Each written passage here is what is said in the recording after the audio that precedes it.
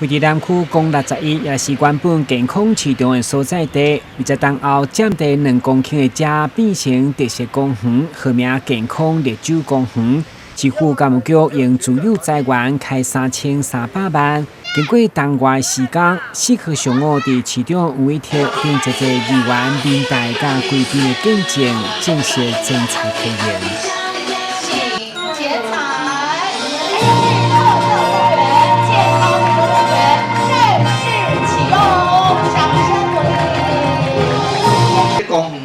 3300万完全拢是市政府的经费，当初是要决定的时候，我嘛是足丢的哦，足纠结的。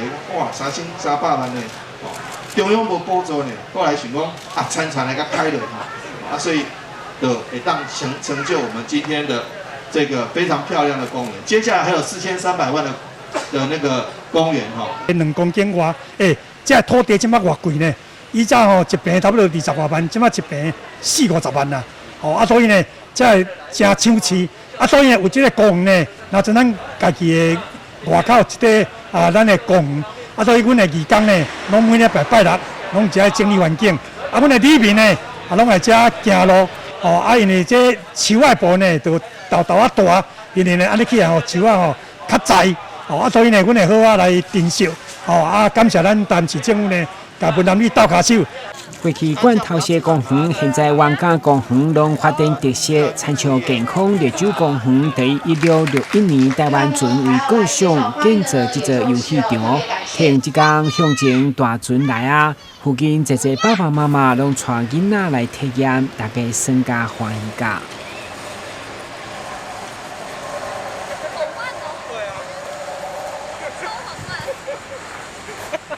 好像到这里了。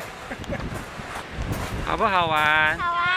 因为台南市大部分都是很罐头的公园，所以我们通常都要跑到别的县市去玩特色公园。那现在台南有这个很有特色的公园，所以我们就迫不及待想要赶快来玩看看。它少了一些遮阳的设备，所以感觉会蛮热的。是，就是溜滑梯的部分可能要再注意不要烫伤。对，就是因为现在树木还没长高，然后其实这边遮阴的地方蛮少的，所以就是白天如果来会蛮热的。你现在树才刚种下去，你要移植那种成树，第一个费用很高，那没有关系，我们是否可以做？但是存活率很低，已经长成的大树要移植，存活率都很低。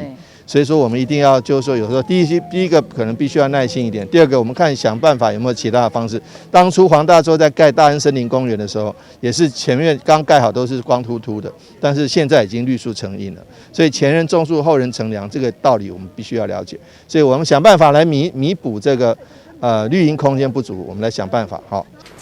根据监务局表示，市府持续推动特色公园，目前已经完成13座，今年也阁有3座施工当中，希望借着无同的游戏空间，让公园多样化，让亲子来遮感受幸福。台南新闻管制采访报道。